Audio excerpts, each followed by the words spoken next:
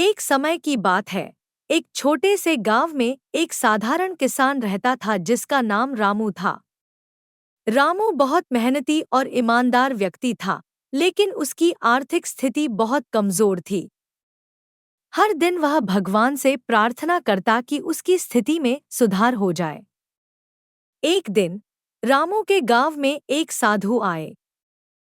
साधु बहुत ज्ञानी थे और गांव के लोग उनका बहुत आदर करते थे। रामू भी साधु के पास गया और उनसे अपनी समस्याओं के बारे में बताया। साधु ने मुस्कुराते हुए कहा, भगवान पर भरोसा रखो और धैर्य से काम लो।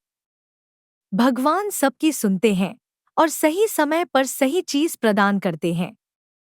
रामू ने साधु की बातों को दिल से माना और भगवान पर पूरा भरोसा रखा। लेकिन उसकी स्थिति में कोई सुधार नहीं हुआ। कई महीने बीत गए और रामू की स्थिति और भी खराब हो गई। अब रामू के पास कुछ भी नहीं बचा था।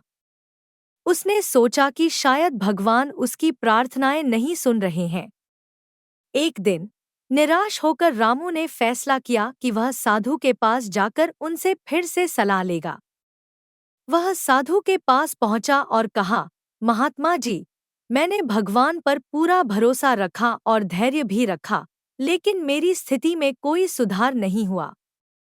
क्या भगवान सच में हमारी सुनते हैं?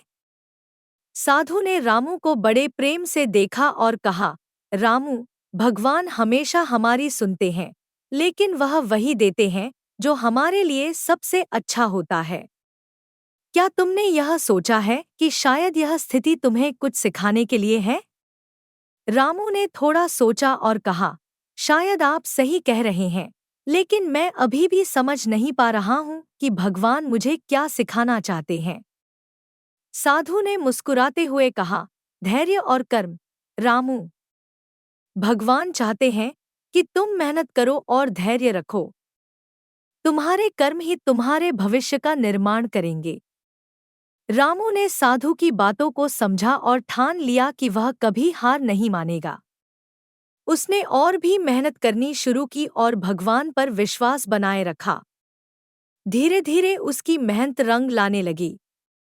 उसकी फसल अच्छी होने लगी और उसका जीवन बेहतर हो गया। रामू अब समझ चुका था कि भगवान उसकी परीक्षा ले रहे थे और उसे धैर्य और मेहनत का मूल्य समझा रहे थे। इस कहानी से हमें यह सीखने को मिलता है कि भगवान हमेशा हमारी प्रार्थनाओं को सुनते हैं, लेकिन सही समय और मेहनत का फल वही तय करते हैं। हमें धैर्य और विश्वास के साथ मेहनत करते रहना चाहिए।